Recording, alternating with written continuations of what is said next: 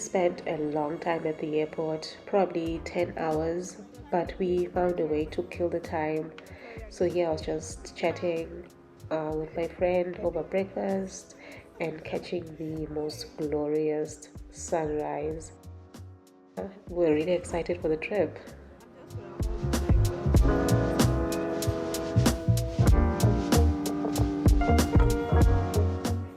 After so many delays at the airport, we were finally able to take off. The flight was just a little over 2 hours, so it wasn't really a hassle, and we were able to get to the hotel quite early and check in. It was really beautiful. We were staying at the Peak Hotel in Windhoek, which is a really spacious hotel, really nice 5-star hotel with great food. We called it a night and woke up very early in the morning, got a beautiful sunrise even then, and started driving all the way to the Namibia desert. And I'm only realizing now how quickly or fast the driver was moving, because this is crazy. This is so crazy. The drive was a little over 4 hours away, and as we got closer, we saw more of the dry areas, which was really nice. Just seeing the landscape changing. We finally made it to Swakopmund, which is Namibia's main seaside resort town, founded in 1892 during the German colonial rule. And you could really see the architecture, which feels very European, German style, lots of colorful buildings and old world details.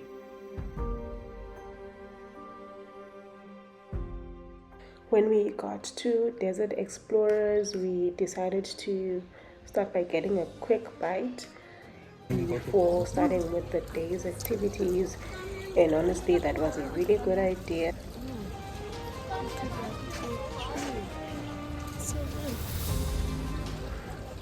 Honestly, the carrot juice was made. I've had better, but it was still good.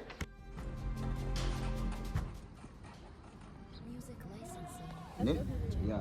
Okay, so once we depart from here, I said we're gonna stick to one line and I'll be in front. Ne? So Okay. as we know the rules, ladies first, the ladies have to come first and gentlemen follow. Ne? Okay. Yeah, and I will also use 3 hand signals as communication and safety. So number 1. We're still here at the dunes. There's the ocean over there. We're having the time of our lives.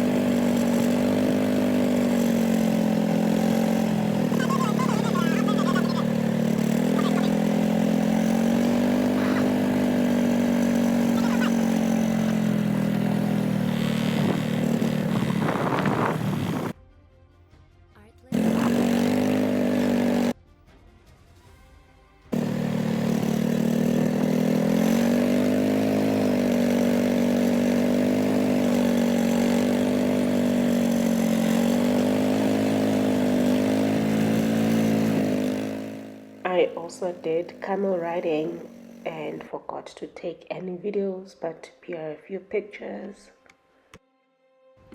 After this, we drove to the Tug restaurant, which is on the waterfront of Walvis Bay.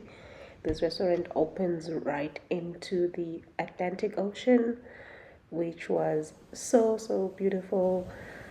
As you can tell, it was really windy and the water was making so much noise and splashing at us, but it was really good. So we took some time to just take in the view. before going up to eat our meal.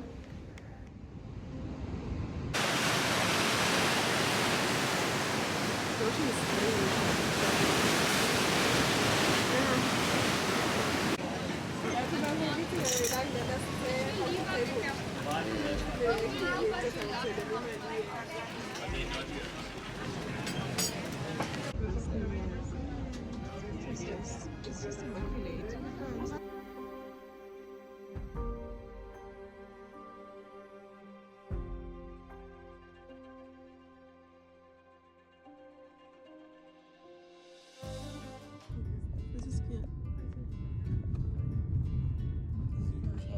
It's huge. It's nice.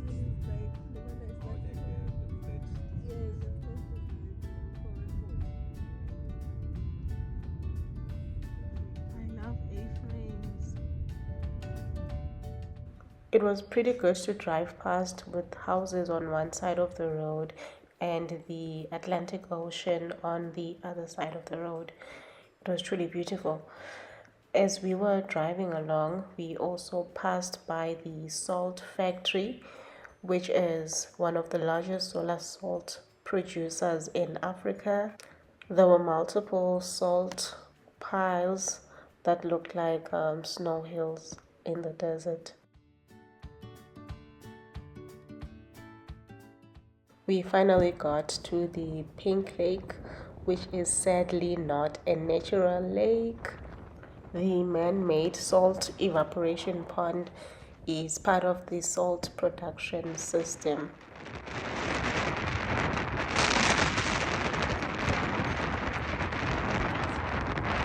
We got to see it in midday when the color was its strongest, and I took these pictures. From a distance, we were able to see a few flamingos. So cool. On the drive back, we decided to stop again and watch the ocean right in time as the sun was setting. So beautiful. Oh my goodness. It was getting late, so we started the 5-hour drive back to Windhoek. I only started filming late in the afternoon on Saturday, but we had to start at the famous church in Windhoek. We found out that this church was built in 1910 during the German rule, and it is actually one of the most photographed landmarks in Namibia. I can sort of see why. Next to it is the Independence Museum. Their blood waters our freedom. How poetic. Opened in 2014, the Independence Museum focuses on Namibia's struggle for independence from colonial and South African rule. It offers great views of the city from the top. The weather was really good. The country is quite flat, not very mountainous, or maybe it's the part we were on, but we were able to see really good views of it. Windhoek is quite calm and organized. We tried to walk to the craft center, but ended up getting an Uber to take us there because it was just too hot. But the craft center had a lot of jewelry, textiles, wood carvings, and even a mini art center that I really enjoyed exploring.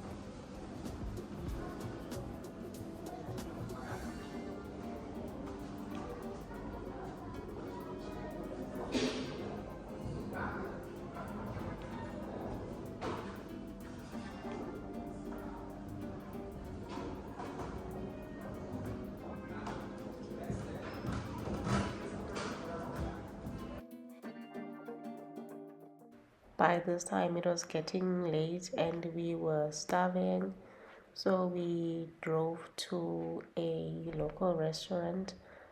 But on the way there, we found some more crafts to look at.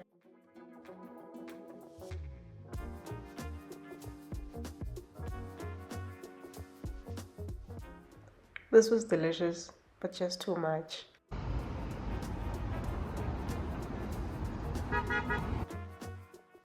After lunch slash dinner, we were in search for some ice cream, and this was around the time when the sun was setting over the city, and we got views of the church again.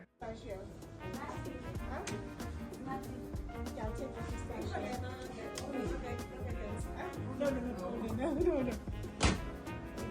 Wait, let me just hear it.